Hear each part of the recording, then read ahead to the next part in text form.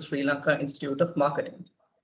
For today's session, we have a very special guest, Isurini Alahakoon. She is currently the lead for beauty and skincare at Hema's Consumer Brands. Isurini is a marketing professional with over 10 years of experience working for multinationals as well as local giants, specializing in brand development and driving innovation for growth. She possesses special skills in converting consumer insights into marketable propositions, crafting strategies to seize and identify opportunities. For today's session, she will be taking us through a very important and an interesting topic in marketing. The topic is importance of insights in building successful brands. So without further ado, let me welcome Isurini. The screen is yours. Thanks, Pamil. Thank you very much. Hi, everyone. A very good evening to you. It's a great pleasure to be here talking about an area that's core to my job, as well as I'm truly passionate about. As a part of F-Inspiration, we've heard so many great speeches which contain different aspects of marketing. And which is what makes certain brands better and greater than others. FS is all about effectiveness, and when you're effective, then it definitely shows in results. It guarantees results. In this context, if you look at insights, is the real essence of marketing, or anything. Any campaign, any brand that clicks, wins, and make a difference in the market. I'm sure everyone here agrees with me on that. So what I'll do first is to really get you thinking in the first few minutes, because with the time crunch we have, the impatience in businesses, the tight controls, and the busyness in life in general, what we rarely do is keeping time aside to think. So therefore, let's think and reflect a little bit before we start. So we're in an age where there's an overload of information and data. Because there's so much of data at your fingertips, what happens is we don't make use of them in the most productive and the most effective way. But I feel is the more data that we have, the less insight we've got. So the reason for this could be the fact that the sheer volume of this information or data is really overwhelming us. And it's giving us some figures, right? Most of the data gives us the averages, the means, the trends. What data information would normally give out. But if you look at this data, this information is available for everybody. If you're in a particular industry, especially if you are within the top 5, this data is like available to you. You just have to pay the price, or you just have to subscribe. This data is available to you. So for anyone who wants to get into the industry, this data is available. So this data is widely available. So if you ought to make a difference in your brand or in your industry that you're in your business, how do you make a true meaningful differentiation with data that's available for everybody? The data that gives you the same means and averages and trends. So that's when you need to think about digging deep into the data and information that you have and truly finding an insight that you can actually capitalize, you can capture in your brand's execution and communication or building new brands. So for an example, if I may tell you, some time ago, Netflix wanted to improve their recommendation engine accuracy by 10%. And they declared a huge prize across the world. They invited people to really, try this out, help them out to do this. And the result was, it was only 2 teams out of 180 countries that actually could hit the target. And you can imagine the kind of information that's available for Netflix, kind of talent that's around the world when it comes to IT and this software development and those areas, predictability analysis that we've got. But still, it was very difficult. So similarly, even if you look at display ad targeting, the amount of data that's used, the amount of privacy that's been taken out, like you look at lots of relevancy, lots of affinities and all sorts of things to make sure that the display ad has greater click-through rates, but still it's very, very low. So no matter how much information that you have in your business or on the internet, or like with whatever POS systems or whatever that you capture data, it's not the sheer amount that's going to make the difference. The difference is going to be made by you, depending on what you're planning to do with it. How deep are you planning to dig with that information? So how do you find insights? So you may wonder whether you want to do brainstorming with your colleagues, with your teams. Do you sift through the masses of data? Do you simply introspect and really go into the thinking mode? Or you actually wait until like something like an apple falls in on your head to really start thinking about it? So first, I think what we need to do, what I'm suggesting that we do here, is really opening up ourselves and really letting go of the prejudices, the biases, the notions that we carry within ourselves. Of course, we can't do it, 100%, because we all come with biases, and it comes with cultural context, the background we come in, and our previous experiences. So you're unable to completely free yourself from, all your prejudices and biases. But at least at the beginning of this process, when you're really opening yourself up to collect information and look at observations, then at least you need to really be open to seeing things differently. So if innovation, the other myth that's there, so I mean, why I'm talking about innovation is since my background is mostly towards building brands and coming up with innovations, but where insights lead is also that, like even if it's a communication campaign or something else, insights lead to something that's innovative. And it doesn't have to be completely groundbreaking and new.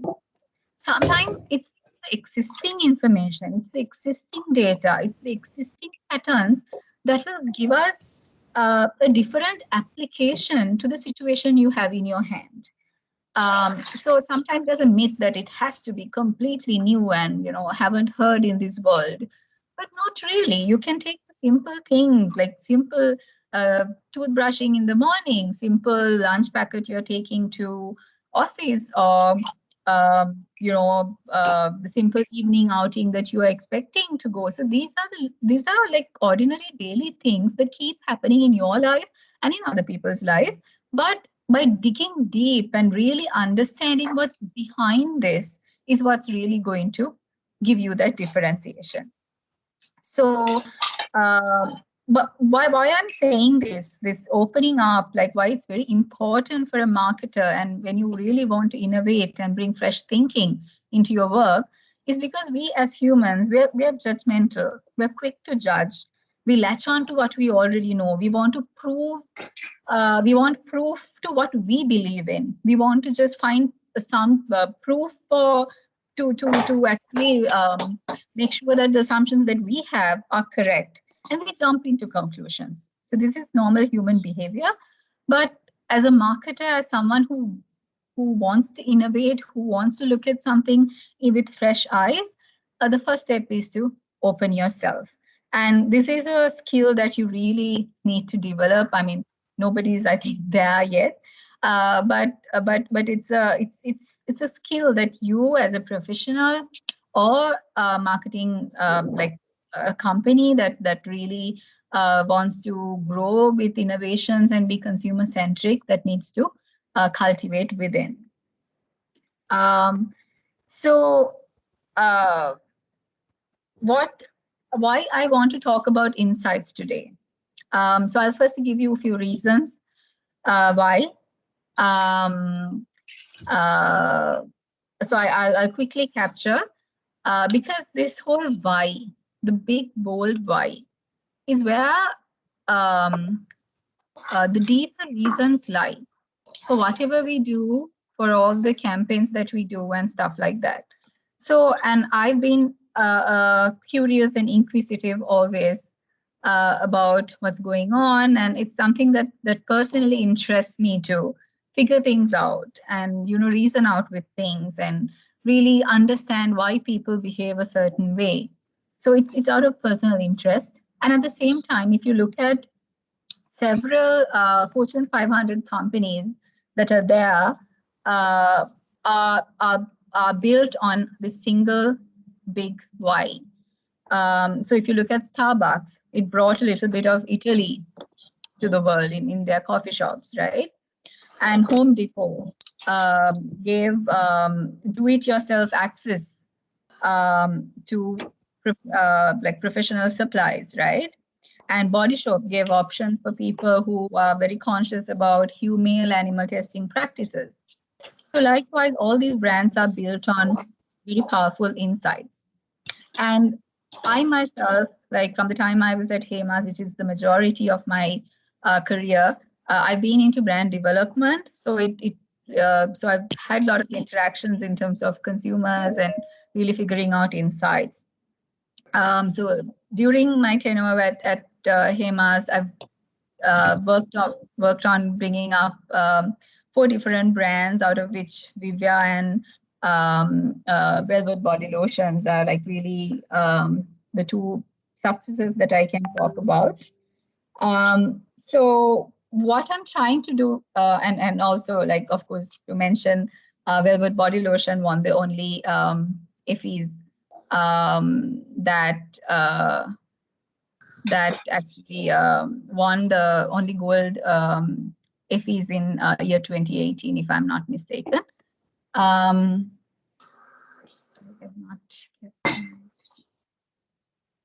Okay. So I'll start with talking about what an insight is, right? So there are so many different definitions. There are so many definitions of what an insight is. Before that, let me tell you, like, what I'm going to talk today is from everything that I've learned, especially by working at Hemas, because Hemas is a local company that that really builds brands from scratch to compete with the best of the world. So for us, it's all about starting from scratch, learning by ourselves, figuring it out. With whatever resources that are available. Of course, we reach out to our partners and the global affiliations that we could, but it's a lot of trial and error and learning. So what I'm sharing with you today, it's not actually scientifically tested or really or validated models as such. It's either I've learned it from like one of the seniors I've met at Hemas, or by doing.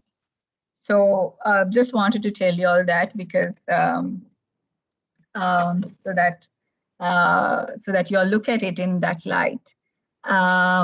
So different authors and practitioners have given different definitions in terms of what insights are. But this is the best I liked, mainly because the word resounding truth. So this is the most important thing about an insight. An insight is a truth. It's not merely an idea or a presumption or an interpretation of something. It's a truth. It's what it is. There's nothing beyond that. So that's something that's very important when you identify an insight. And the other 2 things that I would like to focus on is this throwing a new light in what we know. So sometimes it's something that we already know, but it actually sheds a different light. It helps us look at something in a very different way to what we used to. Or else it can be revealing something that's completely unknown, which leads to fresh thinking. In a more business sense, if you talk about it, you can articulate insights as actionable, data-driven, or like creates business value. So, and in a more business perspective, what insights can do would be to improve efficiency, whether it's internal or external processes, generate new or additional revenue streams, and generate engagement internally and externally as well. But in terms of a marketing and brands perspective, it can create, help us craft brands for life. It helps us build brand equity, because the brands that can connect best with consumers, of course, goes on to having great equity, and also it inspires great ideas that helps you to create focused communication and a meaningful engagement amongst your target audiences. So just wanted to touch these 3 areas in terms of insight mining. If I just talk about these three areas, because these 3 areas I thought would give the most insight into when you are really striving to find an insight for a campaign or for a new brand. So in terms of it being a mindset that permeates the entire organization, it has to be 360-degree. There's some notion that insight mining is a research work, or it's an R&D work, or it's a marketing work. It's actually not related to any department per se. It's 360, it's cross-functional, it's multidisciplinary. Actually, at Hemas, I've experienced this very well, because most of our development work happens with marketing and R&D combined. Like, we work like the same team. In fact, our new innovation and business development model has R&D and marketing together, and even customer marketing coming in.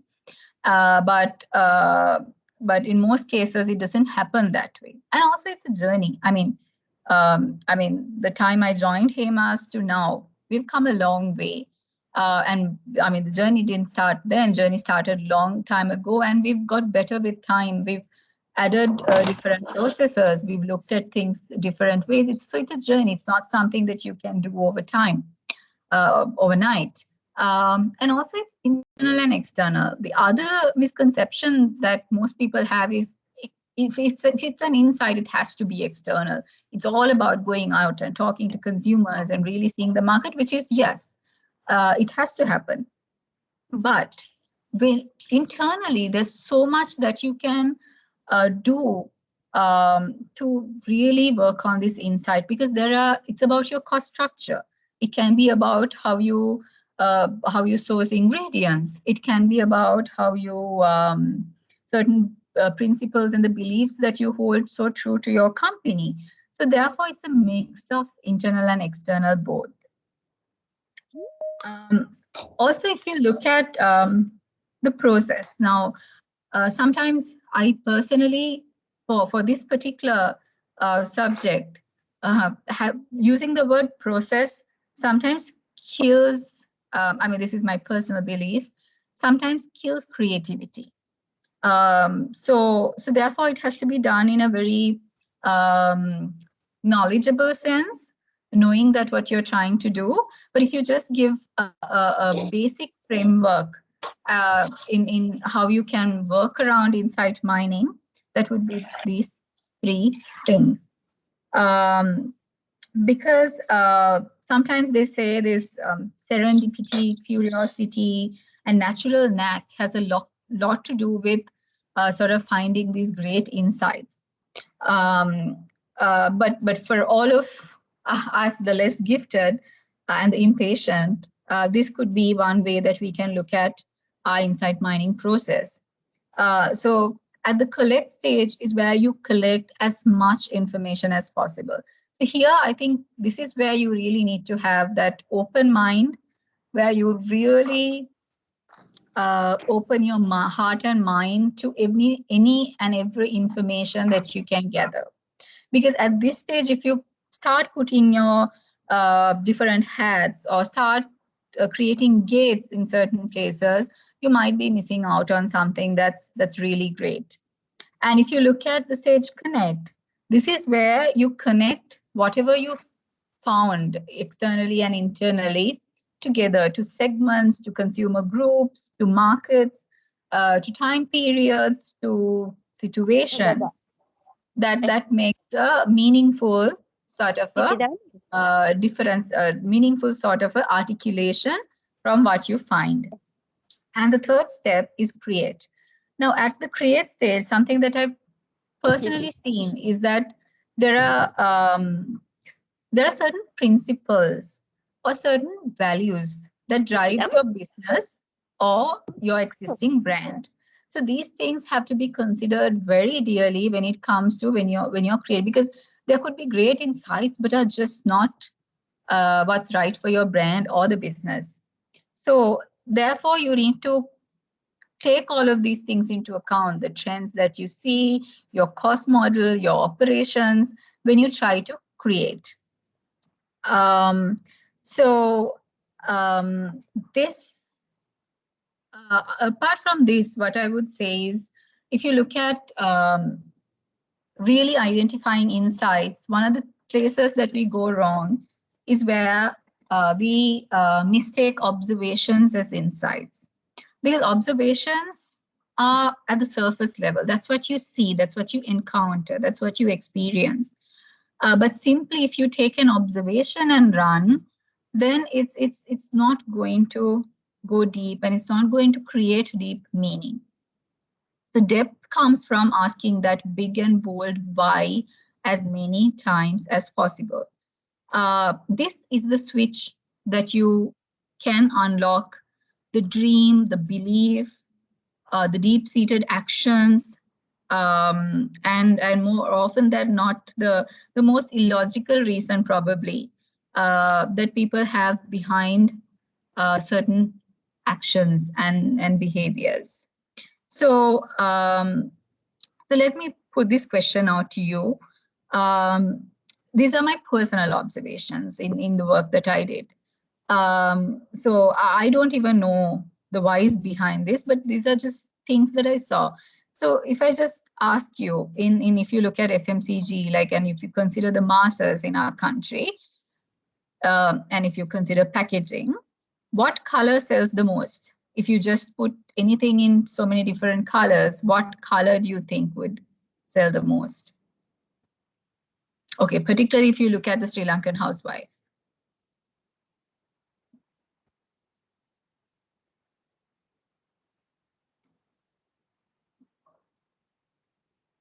Okay, so if I give the answer, it's pink. So we see across categories, pink variants doing better than other. I mean, this is just a personal observation. I mean, it can be controversial and you might have encountered something different. It's just a mere observation, but I don't know why. I mean, there could be a good reason. There might not be. So this is just an observation. The reason behind that is the insight. And also one of the things that I've seen is that when you run a promoter operation or something like that on a continuous basis, there's a particular day that the sales drop. I just simply couldn't find a reason why. But there must be a good reason. I don't think I spent enough time in digging that. But the only thing that we did is we tried to give that day as leave so that, you know, it's not gone waste. So that particular day was Tuesday. So we were not sure why, but we constantly saw lower revenue generated. So if I just explain that a little bit more, because that's one of the most interesting things or the most important things that you can do in your insight mining journey, how you look at observations and convert them to insights. For an example, there are lots of Facebook groups that are there. So lots of moms groups, lots of ladies groups. And this is the tip of the iceberg. So you see this happening in the market. So if you're keen enough, you'll go in and really try to understand what's happening in there. So when you go in there, you realize that in these groups, there's lots of rich discussion happening, and lots of people are giving away lots of advice, and lots of connections are being created. Lots of recommendations are given, lots of involvement. So this must be something very important to them, and they're growing in numbers as well. So what? So okay, moms and ladies groups are growing and they're quite active, engaged. So why? So from the interpretation that we tried to come up internally, I mean, when we did an exercise, is that sometimes when it comes to gaining advice, especially on babies, on relationships or something that's concerned the family front of things, sometimes your immediate family, you don't want to come out as weak in front of them. With strangers, you can be open because they don't know you, and you can clear out all your doubts and questions that you have, get their advice. But sometimes that pressure that you have with your immediate family is not allowing you to really open up to them, or really you don't want to come out as weak, and you really want to come out as someone who really got everything under control. So this could be the why. I mean, we've not validated this. This could be the why. So that's why the observation and insight is very far apart. And with the observation, you can do tactical things. I mean, probably you can. 1 second. Yes. You're changing sides, right? For Yeah, me, I mean the insight mining slide. Right, the 360 one, right? Yes. Right, okay. I'm still there. No. So this is why, and if you look at the observation itself, you can do tactical things. You can probably join with these groups and do some activity, but if you know the why, which I mean, probably let's assume that it's because of the social, the pressure within your immediate family, and that's why, and you don't want to appear weak and stuff like that. Now, this will give you an insight that can help you come up with a great campaign, or like build completely new brands. And what you can do with an insight is much more and much deeper than what you can do with an observation. So just sharing these 7 insight channels with you, because for us, when we have to look for insights, and when we don't want to, go really open it out to like a huge research or whatever, these are few areas that you can really identify where the insights are. So this is something that I've read on HBR that I've applied here. So if you look at anomalies, what we say by that is that as anomalies, it's the deviations from the norm.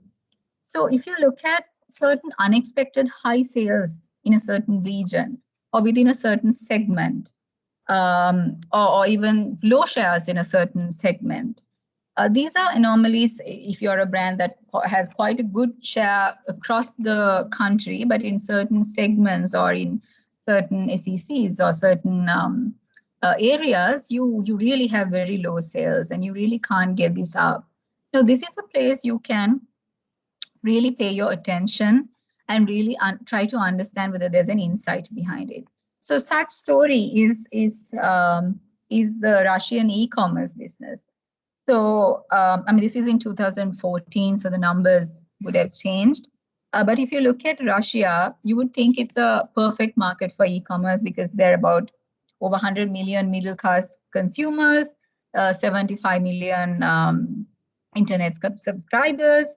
But if you look at the e-commerce, it's just 1.5% of the total retail sales, quite low.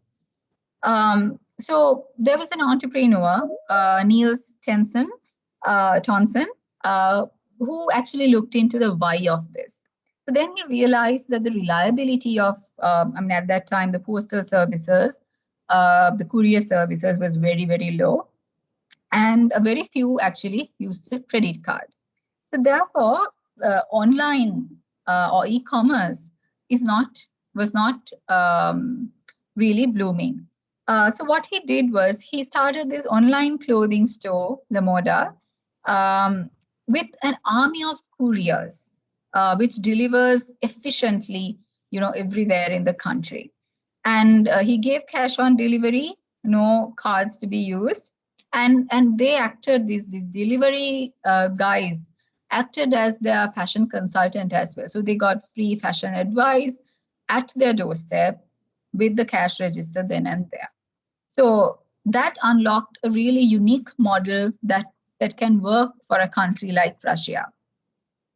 So the second place you can look at is confluence. So what we mean by confluence is that how macro trends intersect. So there could be different macro trends, economical, behavioral, or demographic, that intersects and actually create opportunities. So an example for this would be how social media, boost of social media, together with the mobile telephony growth and this need to really put your life out there in display, and also the lack of attention span, the reducing attention span that people have. All these things together gave birth to things like Snapchat. So in Snapchat, you delete anything that you send out, but it helps you get out of that urge of wanting to broadcast as life happens. But your concerns for privacy is kept within control. So because there's growing concerns for privacy, but you still really want to do it. So that spontaneity is really given opportunity, but at the same time, privacy is intact. So at the same time, you've seen Tinder, how online matchmaking took off, and Vine that allows short stories to be shared online. So this is where lots of these macro trends came together and gave birth to certain opportunities. Third thing is frustration. So this is something that I think the FMCG industry does quite well, because you always look at consumer pain points to better yourself, better your products, offer solutions. So you really pinpoint deficiencies in the system or the processes or in the market. So really looking at customer pain points, what annoys them, what do they hate about when they have to do a certain task, or when they're getting ready for an important situation in their lives. So an example for this is Blue Nile. So Mark Waden, who was a young consultant during 1990s, he was hunting for an engagement ring at that point.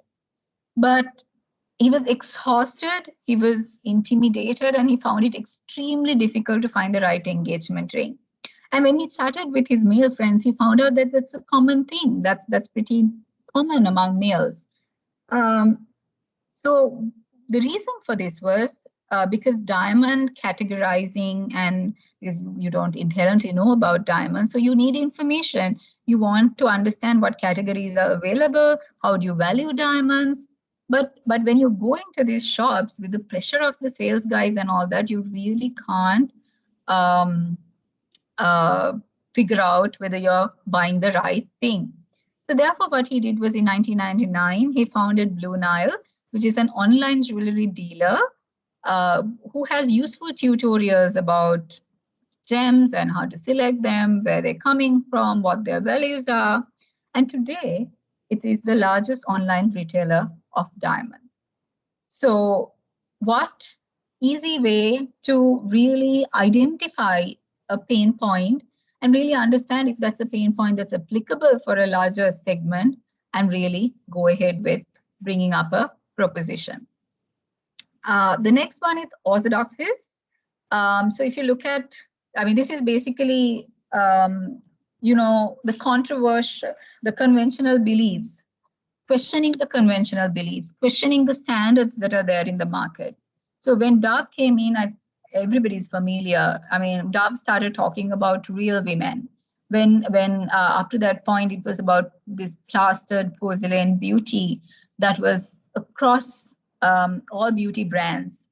And, there were certain ideals created about beauty and women, which Dove thrashed. And lots of people around the world really gathered around it and really turned it upside down almost, and really loved the brand for doing it. The next one is extremities. If you look at extremities, what we are talking about here is also exploiting deviances. So in doing that, how you can look at it is, you have a set of consumers who are your leading edge consumers who are extremely loyal to you, won't switch for anything, and they're extremely loyal. They're diehard fans of yours. And also you have a segment of people who won't buy you, even if it's given for free. So these are the extremities in your business. And how would you, and there are nice insights that lie within these segments. So if you look at BNME, this is a Hema's brand, if you all don't know. It's a cologne. It's one of the earliest brands that Hema's had. It's a very old-fashioned, basic cologne. But if you look at, over the years, without even spending so much on marketing, there had been a really loyal set of consumers for this product. I won't go into the details of what the insight is and the plans are, because they're yet to come. But if you look at, every time we have a review on this, you can't take it out because of the sheer loyalty that people really have for this brand. And they're looking for it there. They are buying it and sending it to their relatives who live abroad. So there were interesting things that lie in such brands that we do not see otherwise. The next one is voyages. So this is something that you get to do once in a while in your job. So one of the managers from this software, the finance software development company, Intuit, got the chance to do, because she was handling this particular product called QuickBooks. And she was supposed to introduce a new version of that for non-for-profit organizations. So what she did was she took over, she started working voluntarily in a local charity, because she wanted to understand what goes in the finance management process in non-for-profit organization. So what happens is, when she started, really working with them, she realized that there's no sales revenues. It's fundraising. Even from the term to how it's looked at is completely different. And if you look at there were donors, not customers, and there were grants, there were pledges, and how do you account for them?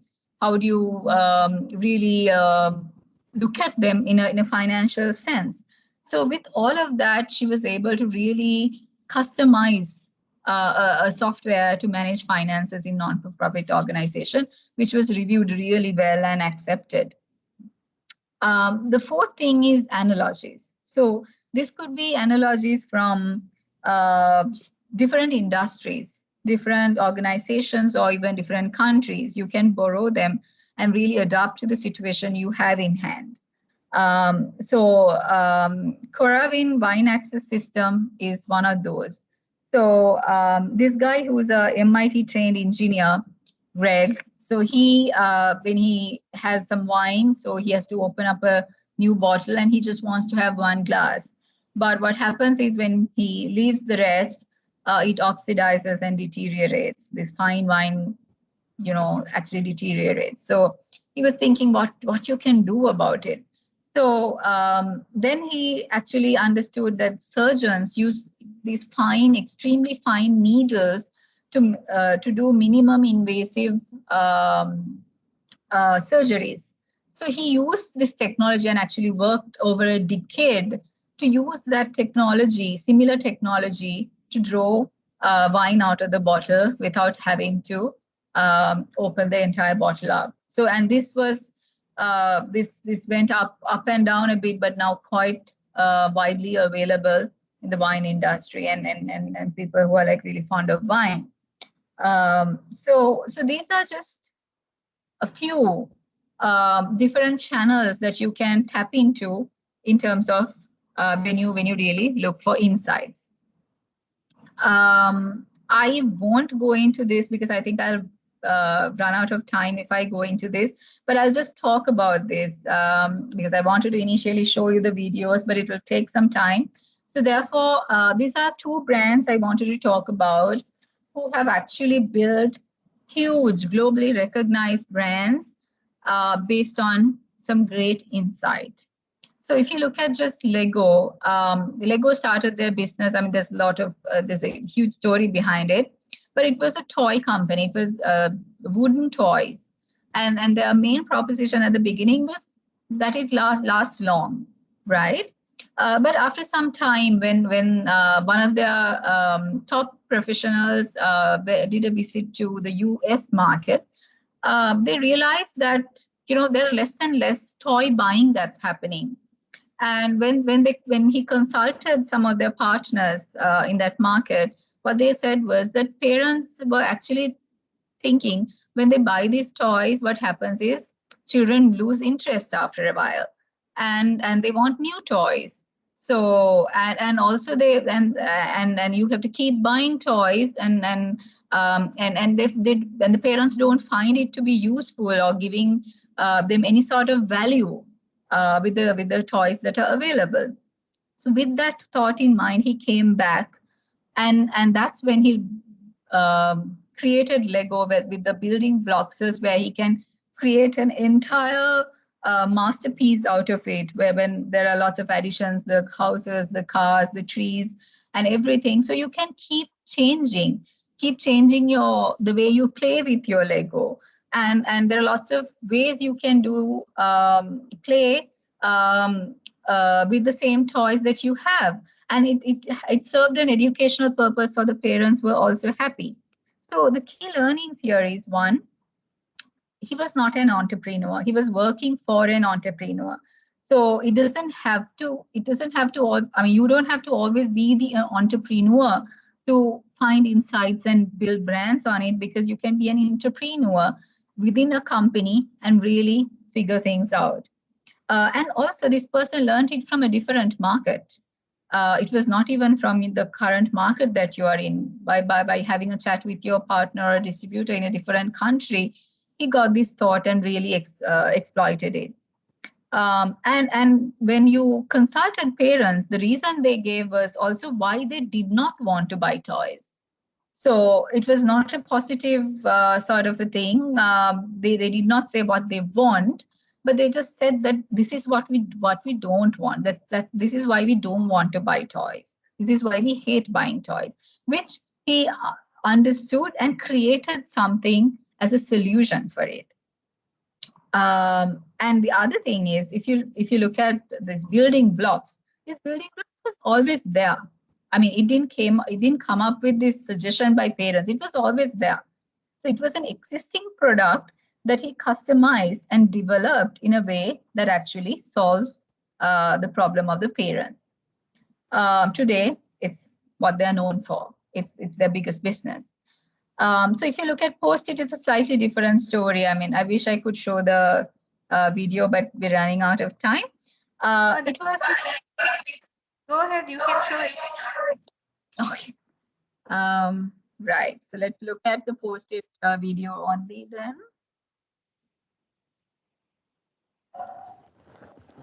Just curious. It's been sitting in the attic of my garage. Oh, it looks like I had a mouse in there that chewed in the corner. Okay, folks, you're looking at the very beginnings. So these are the ones that I coated. I bet this still works. This made in 1974, still sticks. And these were the first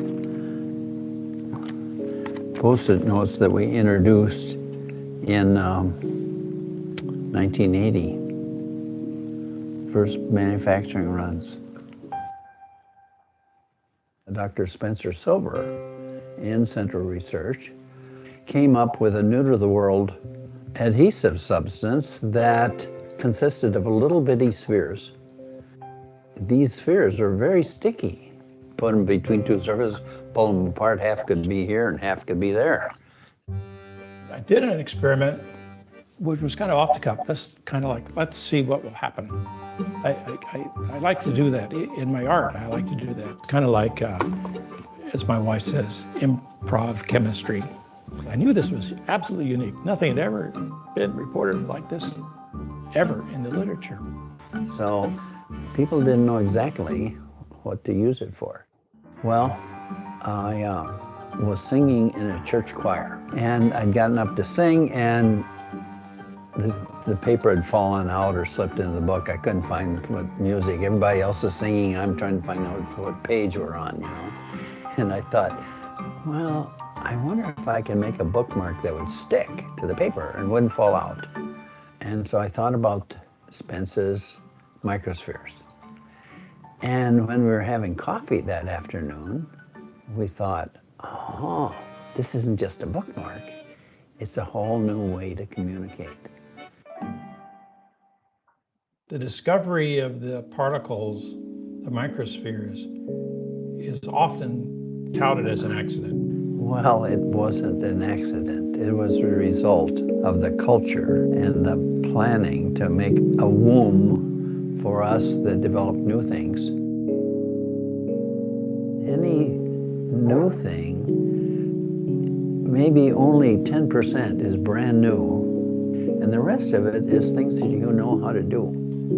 There is no such thing as an accident in science, but you have to have an open mind, and if your mind is receptive, then you'll recognize attributes that you can utilize or exploit.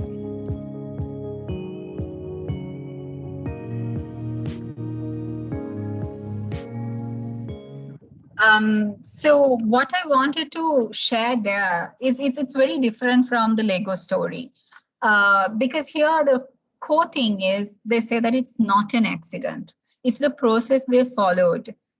It was very intentional. So the adhesive they had found early on, it was something that's already there. And what I hear is that it was rejected because it serves no purpose. What they said was, oh, if it's an adhesive, it has to stick. I mean, it can't come out. So that new technology wasn't seen as something that's very beneficial. But they found a meaningful use for it connected to a real life experience. So it's a personal experience that actually, gave birth to this new way of communicating through Post-its. And also this believing in possibilities in the way they talk, you could see, they really believed that there's a use for it. They really believed in their processes. So this belief, this opening your mind to possibilities also come with the passion that you have in terms of finding great insights. So I'll quickly capture how we do it at Hemas with the two projects that I've worked on, Velvet Body Lotions and Vivya, which we had recently launched, the world's first Sri Lankan heirloom rice-based skincare range. I'll quickly take you all through, how we do it. Like I said before, there's no mandatory process that we follow, but it's by learning that we've understood that these steps really help us unlock things that are great.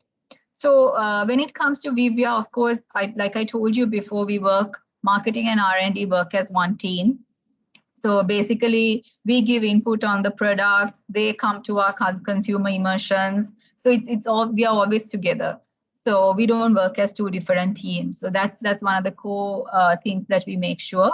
So here the business objective was to enter the adult face care segment because we were not present in this segment at all as a big FMCG company. And with that in mind, we wanted to do an all-island study because we wanted to understand the key pain points.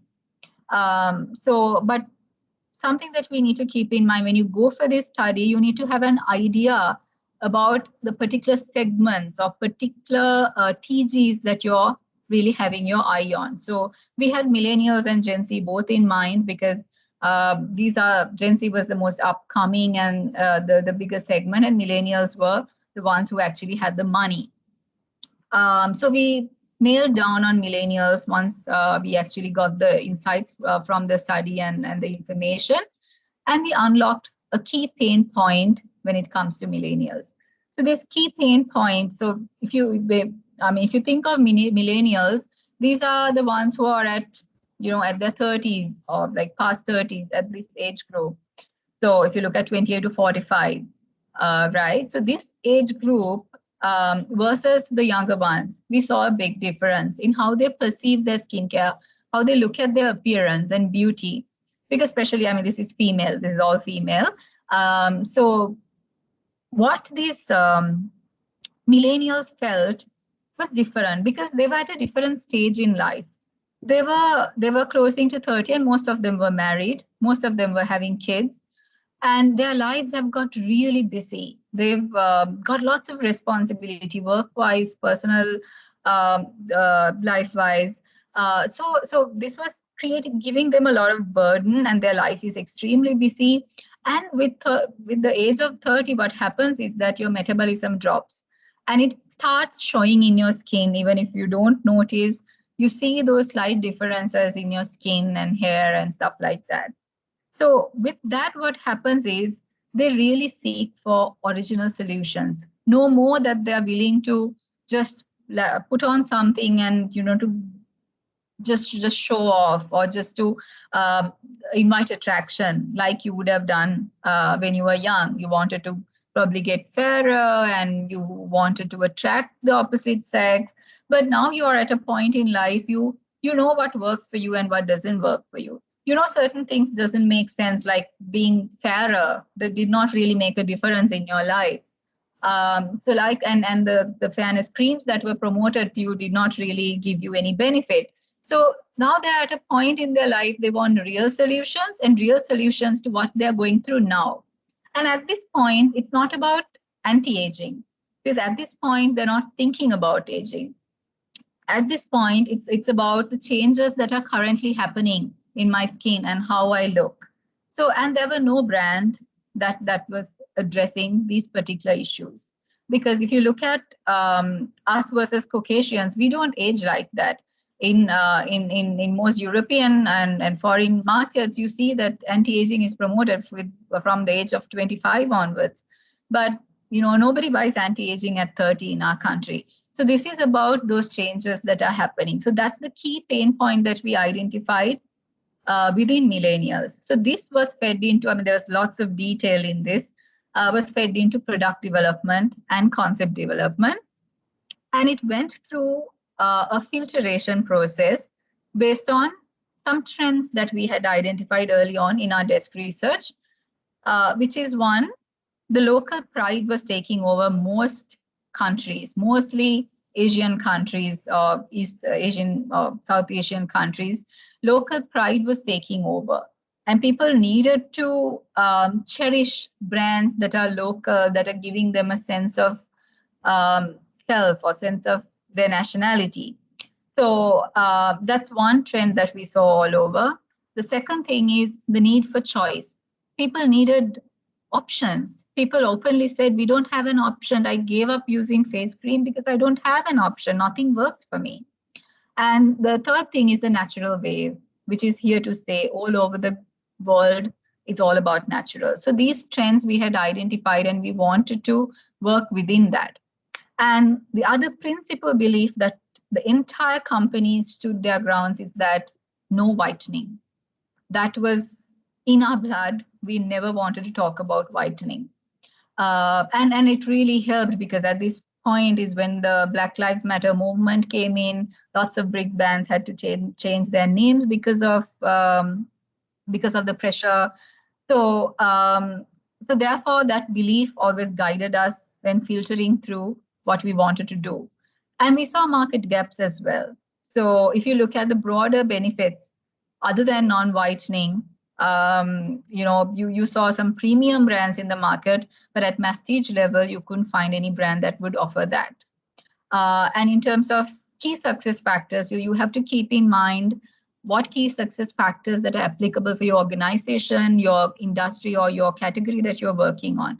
So safety, credibility, and efficacy was 3 factors when it comes to skincare that we must abide by.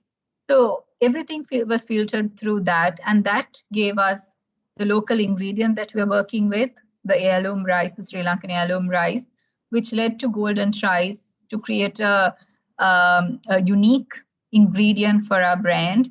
And youthful radiance was the benefit that came out of the key pain point that we were discussing. So the insight really here is that this woman who was reaching 30 or just beyond 30 is leaving her younger self away. She's becoming a mother, she's changing her lifestyle, she's putting others as priority. But this millennial woman versus her previous generation said, no, not really. I want to be the woman that I was, the young girl I was. I used to look good.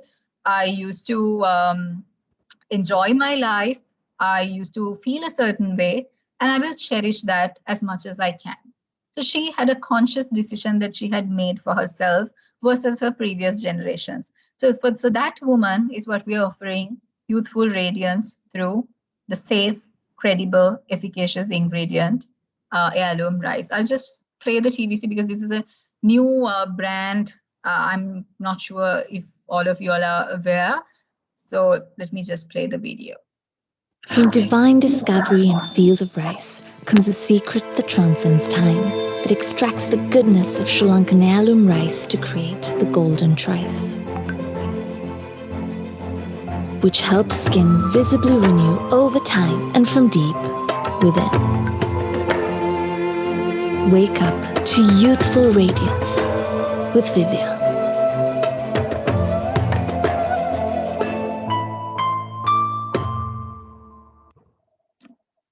So that's it. I wanted to talk about velvet lotions as well, but I don't think I have time.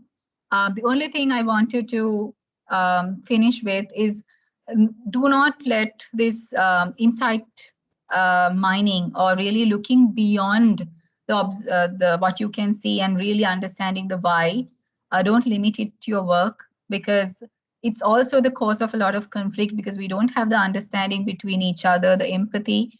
The lack of communication all comes from not being able to see beyond the surface, not asking the why, and just creating assumptions. So therefore, make it a way of life so we can create a better world around us. Thank you. Thank you, Isu, for a very, I would say, very theoretical session in terms of insight mining and something that we don't see normally in Sri Lanka, because not many are given the ability or the opportunity to really build brands by doing local research and local work. So thank you so much for that. So to start off the Q&A, I actually don't have a lot of questions, because you covered a lot of like most of the things that I really wanted to ask you, especially on asking the question why, because what defines the boundaries between an observation and an insight is that when it's an observation, you can keep on asking why, but when you get to an insight, there is no longer a why available for you to ask. And that is what for a person who's starting off marketing, and for a person who wants to actually understand what's the difference between an observation and insight, the first thing that we can do is by basically asking the question why repeatedly until you get to a point where there is no longer room to ask why. So the first question I have for you is on the universal insight kind of this whole game of finding a universal insight. So what we've seen is that a lot of agencies and marketers scramble to look for a universal insight akin to what maybe Dove has in terms of their campaign that supersedes any culture, that supersedes any skin color to anything, because it's an insight that is common to all. My question is it imperative that we find a universal insight for each and every campaign? Or can it be an insight that is culture centric or centric to a certain group of people? Or can it be a database insight that is only valid for maybe a season? What are your thoughts? Yeah, Kavi. So actually, this is one of the hardest things that even most mass brands come across, right? Even the mass FMCG companies and all that, because you want to appeal to your entire audience, you want to appeal to masses, and you feel like you lose volume. You won't get enough revenue if you don't appeal to everybody. But what the cardinal truth in marketing, is that mindedness. You can't be everything to everybody. So you have to have a core TG that you want to work with, a core segment that you are targeting, a segment that you think is profitable and you want to focus. So having that focus in terms of your segment, in terms of what you want to do, help you prioritize. So if you come up with a insight that's more relevant to your core TG, or more relevant to the most profitable segment, or more relevant to what you want to drive your brand towards, then that's what you need to pick up. But something that you can look out is the trend. Because I think in the confluence, when you look at how the macro trends come together and creates opportunity, if the trend, even if it's not big today, but if you see a trend that's very sharply going towards a certain direction, then that will give you an indication, even if it's just the leading edge customers who are like behind this particular trend right now, but it's actually something that can move towards masses. Probably you can look at similar trends that has been there in the market before that actually trickle towards masses like few years later. So then you have the advantage of being the pioneer as well. That's how I see it. All right. So my next question is based on observation-based campaigns as well as insight-based campaigns. I mean, we were told, and we've sometimes found out through experience, that when you really do unearth a strong insight, the campaign is more relatable. But due to time, due to lack of experience, I mean, for so many reasons, you could not end up finding an insight, right? So, is it fair to say that even though you don't have an insight, a strong enough observation is enough to run a campaign, to create relevance and bring in due revenue to a brand? Yeah, like I mentioned also, Kavi, what I feel is because observations in nature are at a surface level, you can use them for your tactical campaigns, short-term revenue generation activities. Definitely, observations have a role. Not that it can't be used at all, but if you look at building a brand or really creating your brand architecture, that really needs to be on a solid insight that's much more deeper, because that then only you can really connect with your consumers at much deeper level and continue to keep that connection going. So I think it's the difference between tactical and strategic. So I have one last question, because these sessions are also going out to students who are also trying to get into marketing and advertising. For somebody who's starting off, maybe re-evaluating a problem and trying to find a solution, a creative solution for a marketing problem, what is your advice in terms of figuring out observations, insights, and then following through the red thread? What is your single most important piece of advice? The single most important thing is, like I mentioned at the very beginning, being open.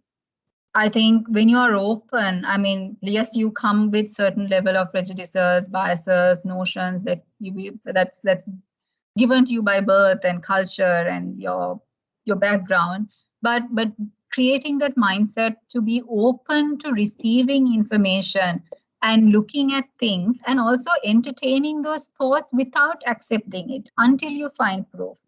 So it's a very different skill. It's a fascinating skill. I mean, it will help you in your life also, because then you don't jump into conclusions, or you accept things as it is, or you reject things just because you believe it to be a different way. So having an open mind and really entertaining that thought until you sort of find real proof can get you can help you find real insight. So thank you, Isu. It has been wonderful listening to you and also kind of recalibrating ourselves. Those who are in the game, we get a little rusty and we tend to kind of overlook the basics and kind of rush into things. So it's always good to retrospectively kind of analyze, have we been doing the right thing? Because going back to basics, looking at insights, actually trying to unearth an insight for a campaign is always the right way to go. So thank you so much for bringing in that level of theory that we've sometimes we've not been exposed to, because the different companies, different parts of the world, the way you kind of mine insights is very different. So thank you so much for that. And thank you so much for everybody who joined. We also have an official voice listening partner, SoftBrick, on board with us. So Chamindri has on the thread shared a link.